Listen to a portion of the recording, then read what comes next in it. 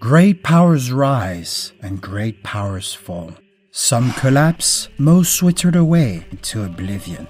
The Merovingians, the first major power in Western Europe following the decline of the Western Roman Empire, was no exception.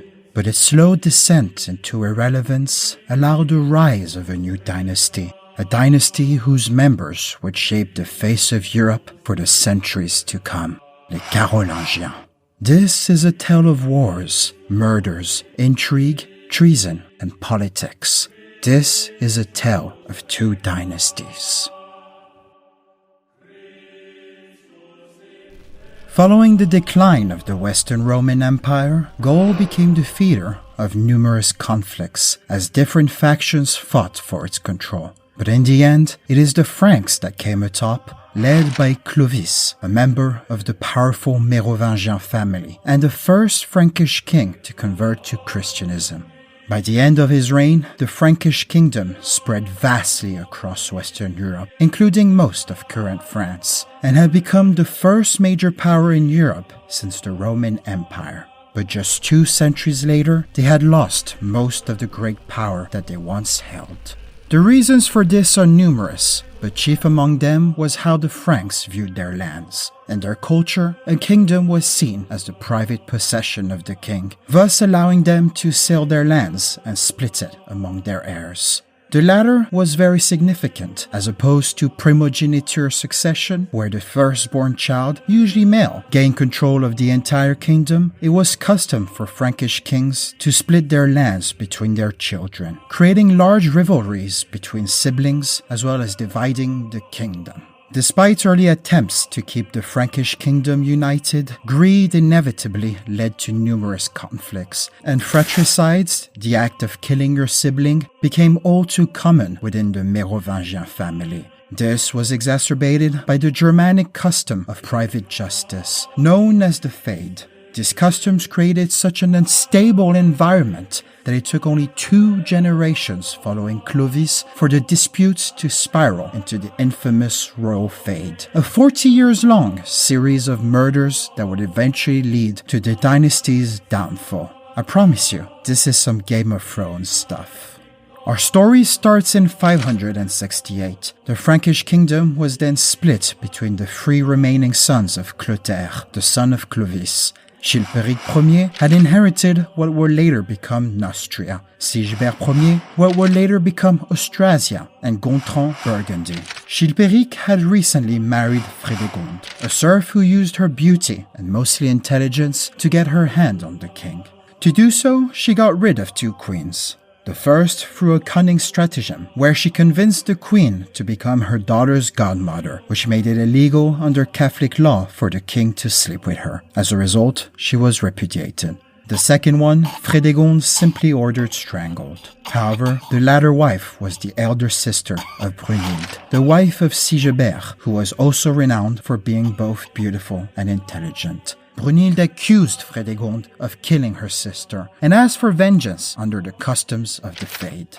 To avoid bloodshed, Chilperic accepted to compensate his brother by giving him some land in Aquitaine, before immediately backstabbing him and attempting to take it back by declaring war. The war did not last long, but neither did the peace, as Chilperic, this time allied with Gontran, attacked once more. It was a devastating defeat, and their brother counterattacked so violently that Gontran sued for peace, while Chilperic lost all noble support in Neustria to Sigebert, who was recognized as the new king. But on his way to his crowning, he was assassinated by 2 slaves of Frédégonde, and thus the nobles pledged their allegiance to Chilperic once more. Following that, Frédégonde, who had become increasingly paranoid over time, went on a killing frenzy and got rid of anyone who might get in between her son, Clotaire II, and the throne. She killed off her husband's first wife, had their daughter raped so she was unable to inherit the throne, and murdered their 4 sons. Frédégonde even attempted to murder her own daughter by jamming her head into a chest. She would do anything it took to ensure that Clotaire became king of Neustria, and above all, Rex Francorum.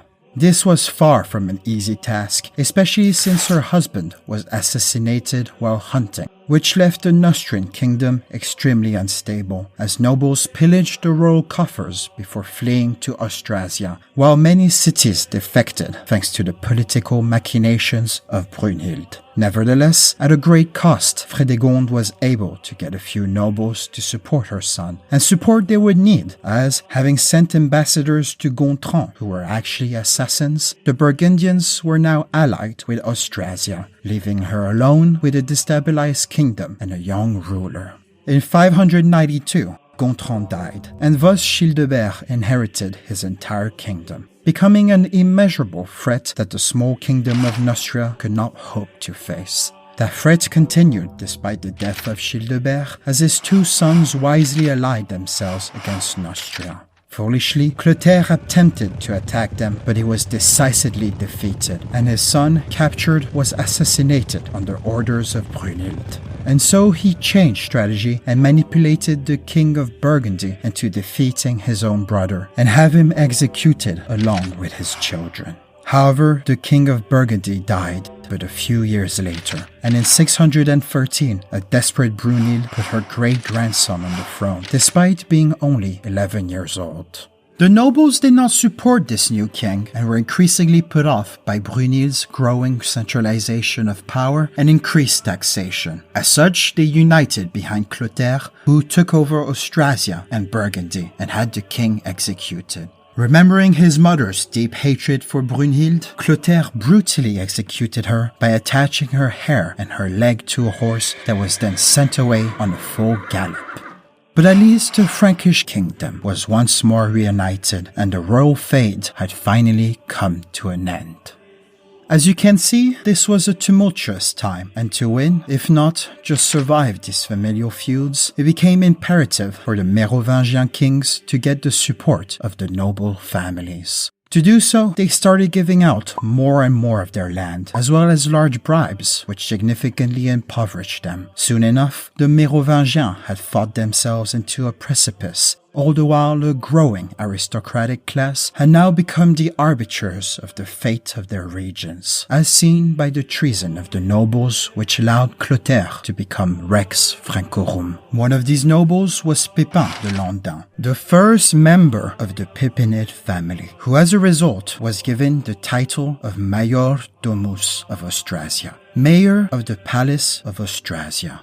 The mayor of the palace was the head of the aristocracy, and what was once a basic administrative job had become increasingly important, along with the growing importance of the aristocracy itself. This was especially true following the death of Dagobert Ier in 639, which was followed by a series of kings, later known as the Roi Fainéant, the DoNothing Kings. This, however, was a misnomer. More often than not, it was not by choice, but circumstances that these kings were unable to do anything. First, many of them were enthroned very young, and died young too. For example, Dagobert's son was put on the throne at 6 and died at 24. They were also quite impoverished, as the lack of conquest had failed to replenish the royal coffers, while the constant bribing of nobles and civil wars had emptied them. Added to this was an extremely corrupt administrative system that regularly embezzled money.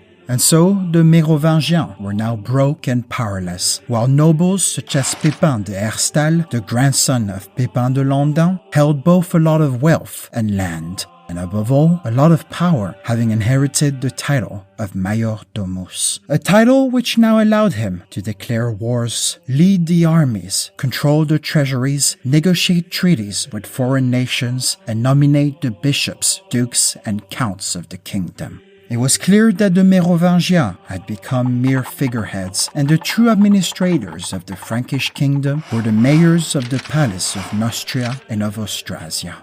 Conflict soon arose between the two, and the extremely powerful Major Domus of Neustria threatened to take over the entire Frankish kingdom. But thankfully, he was assassinated, and his successor was no match to Pépin, who eventually prevailed and became the sole Major Domus of the entire Frankish kingdom. although by then the Duchy of Aquitaine had become quasi-independent. Following that, the Merovingian dynasty was but a toy that the mayor of the palace could change and move around as he deemed fit, keeping them merely as symbolic figures meant to bring legitimacy to their reign. In fact, Pepin had gone as far as naming himself Duke and Prince of the Franks. His power was still very much tied to his own person, not to his name. And so his death in 714 led to numerous nobles' uprisings. It would be his son that would bring legitimacy to his family and unite the Frankish kingdoms once more. The first of the Carolingians, Charles Martel. Charles Martel was born in 688 through the mistress of Pepin de Herstal. As polygamy was still a common practice back then, he was considered legitimate and was heir to the role of majordomus following the assassination of his half-brother. However, his father's wife had convinced Pepin to name his grandson as his heir despite being only 6 years old, and Charles was therefore imprisoned in Cologne. Meanwhile, in defiance of Pepinid control of the Frankish realm, the King of Neustria had chosen a majordomus that was not part of the dynasty, effectively declaring independence from Austrasian rule. They then allied themselves with the Burgundians against Austrasian supremacy and decisively defeated Pepin's grandson in 715. As a result, Charles escaped from prison and was elected as majordomus instead. But ill-prepared and having little time to gather men, the beginning of his reign was marked by a large defeat against the Neustrians, the only defeat of his long career. Charles retreated to nearby hills to regroup and train his army before falling onto the Neustrians just a few months later, completely catching them by surprise and quickly sending them onto a rout in a battle that would begin his reputation as a military genius. This triumph significantly improved his reputation and encouraged many nobles to join his cause. Charles' fortunes were finally turning around.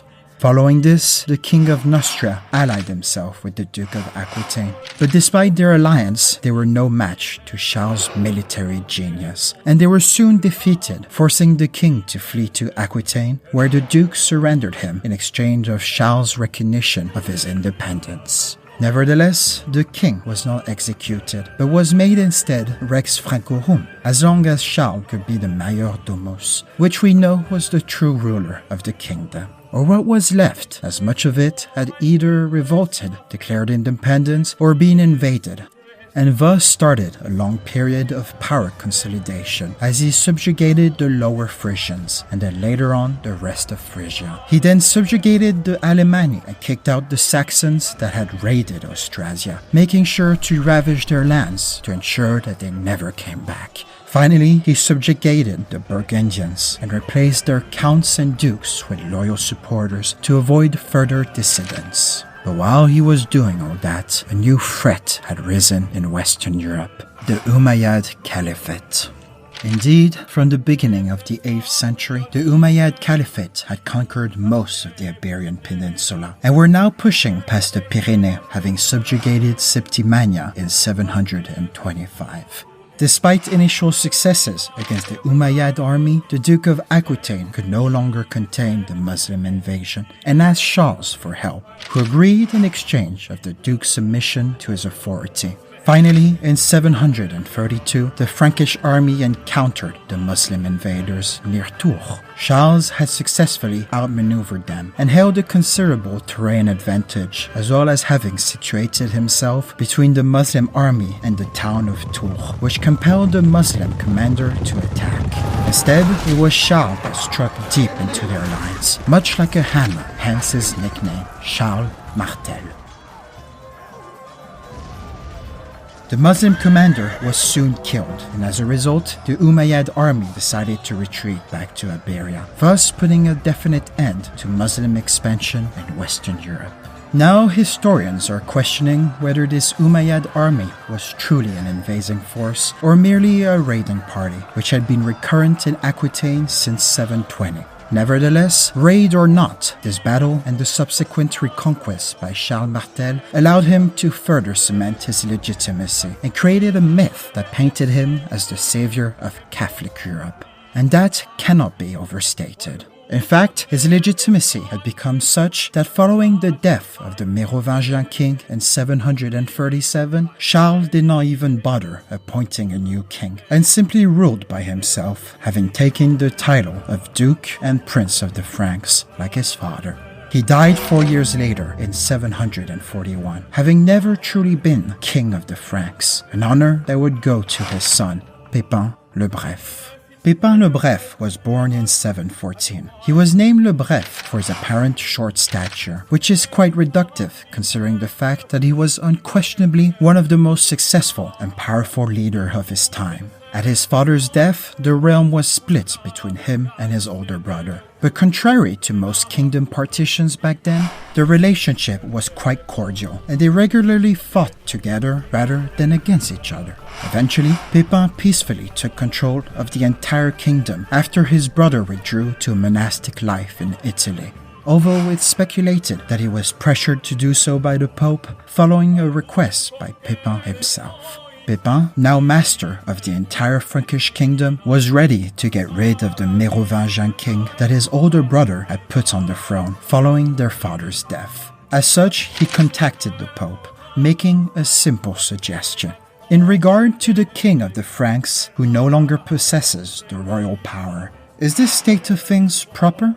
Threatened by the Lombards in Italy and welcoming this Pipinid family that had already shown its desire to protect Catholicism, the Pope agreed that it was not proper and ruled that de facto power mattered more than de jure.